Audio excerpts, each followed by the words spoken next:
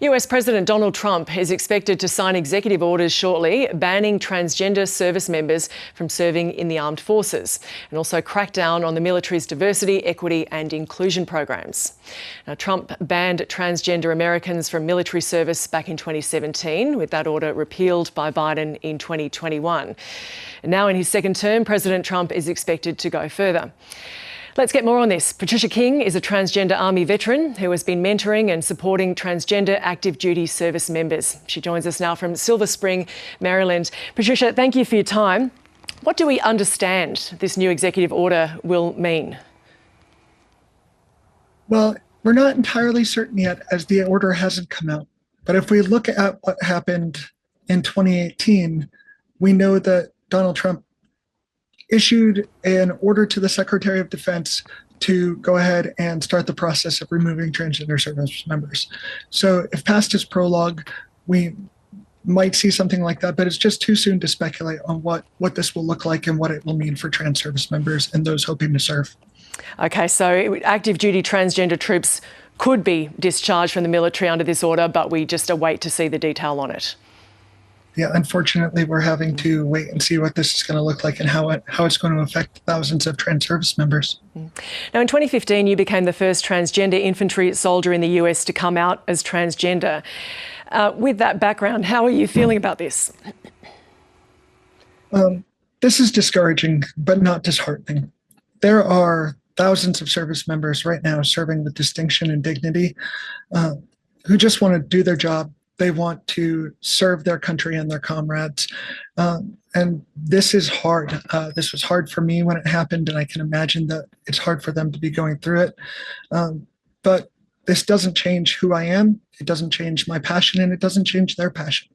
And we're just going to have to move forward and find out how we do that. Now, as we say, we're awaiting the detail on this, but tell us about the reasoning that has been put forward, pointing to transition surgery, the medication and recovery required for that not being conducive for deployment. What's your reaction to that? What do you make of that? These arguments just kind of fall flat on their face. Transgender service members have been serving for quite a while. We happen to know that transgender service members, the cost per service member is roughly $640 per year. It's not high. And as far as the time of training, all service members meet with their medical providers to find the fastest path, regardless of what medical treatment they happen to need. And that's the case for trans service members as well. The goal is to get them back to the force as quickly as possible. And what about this idea of unit cohesion and this argument that transgender troops would affect that?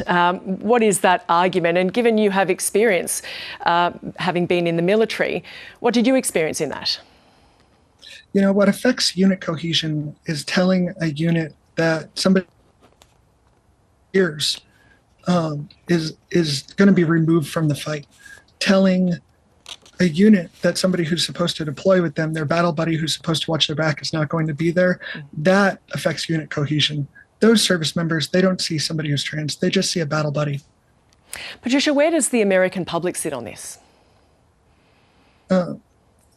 Overwhelmingly, the American public has supported open transgender service. Their feeling is the same as mine, and that's that anybody who is qualified to serve should be available to do so. And the US military, it has struggled to meet recruiting goals. What effect do you think an order like this could have? A ban on transgender service members is going to have more effect on unit cohesion. It's going to have effect on the loss of qualified service members. Is more about the fact that an overwhelming number of trans service members have well over a decade of service. We're talking about a loss of years and years of institutional knowledge and expertise. We're talking about a loss of millions of dollars in training and hours in training. That is the impact on the force and the impact that we're going to see. Army veteran Patricia King, thank you for joining us. Thank you for your time.